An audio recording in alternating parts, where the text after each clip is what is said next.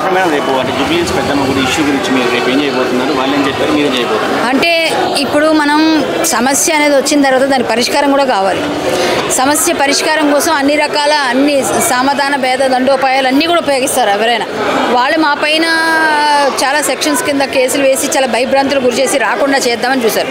మేము వెళ్లకుండా అయితే వెళ్తాం. కానీ మేమందరం ఒక కట్టుదిట్టుగా ఉండి ఒక మాట మీద ఉంటేనే ఏదైనా జరుగుతుంది. మనిషి ఒక వైపు వెళ్ళి మనిషి ఒకలా చేస్తే మళ్ళీ మొదటిగా వస్తుంది. అది రాకుండా అందరం మాట్లాడుకొని ప్రతి హిందుత్వాది పెద్దవాళ్ళతో మాట్లాడి సంఘాలతో మాట్లాడి అన్నీ కలిపి కొంచెం టైం తీసుకుంటున్నాం. చర్చలు జరుగుతున్నాయి.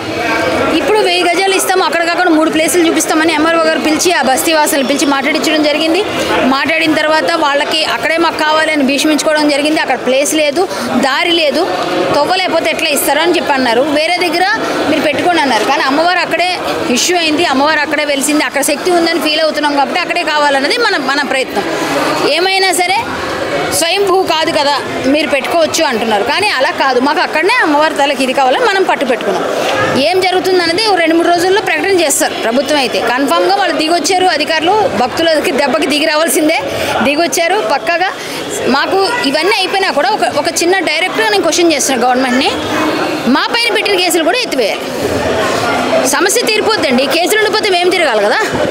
అంటే మాకు భయపెట్టడానికి మీరు పెడతారు కేసులు? అక్కడ సమస్య అయిపోయింది కదా, సమస్య అయిపోయినప్పుడు ఈ కేసు కూడా తీసేయాలి. దేనికోసమైంది కేసు? దానికోసమే కదా, మరి తీసేయండి. అదైతే మేము డిమాండ్ చేస్తాం. అవ్వకపోతే దానికి మళ్ళీ ఇంకో ఉద్యమం చేస్తాం పక్కగా. అంటే ఇది రజాకార్ ప్రభుత్వం అండి, మేము చెప్తూనే ఉన్నాం. రజాకారులు అయితే అట్లా చేస్తారు. దేవుడి కోసం ధర్మం కోసం పని చేయకూడదు. దేవుడి కోసం ధర్మం కోసం మాట్లాడితే కేసులు పెడితే వీళ్ళు భయపడి ఇంకోసారి రారు. ఇంకోసారి రాకూడదు అంటే ఆ పని చేయాలి. ఏం లేదండి, అమ్మవారికి ఆగ్రహానికి గురి కాకండి. అమ్మవారి ఆగ్రహం భక్తుల ఆగ్రహానికి గురి కావద్దు. దయచేసి మీరు ఒకసారి ఆలోచించి మీరు ఇవ్వాలనుకుంటే ఇవ్వగలరు. ఎన్నో కోట్ల రూపాయలు రిలీజ్ చేస్తున్నారు ఈరోజు, దేవాదాయ ఫండ్ అంతా తీసుకుంటున్నారు. ఆలోచించండి. భక్తుల ఆగ్రహం అమ్మవారి ఆగ్రహం మంచిది కాదు. మీ ప్రభుత్వం కొంతకాలం మంచిగా ఉండాలంటే మీరు మంచిగా ఆలోచించి ఇచ్చేయండి. లేదా మరి మేమేం చెప్పలేం, జరిగేది జరుగుతాం. జై శ్రీరామ్.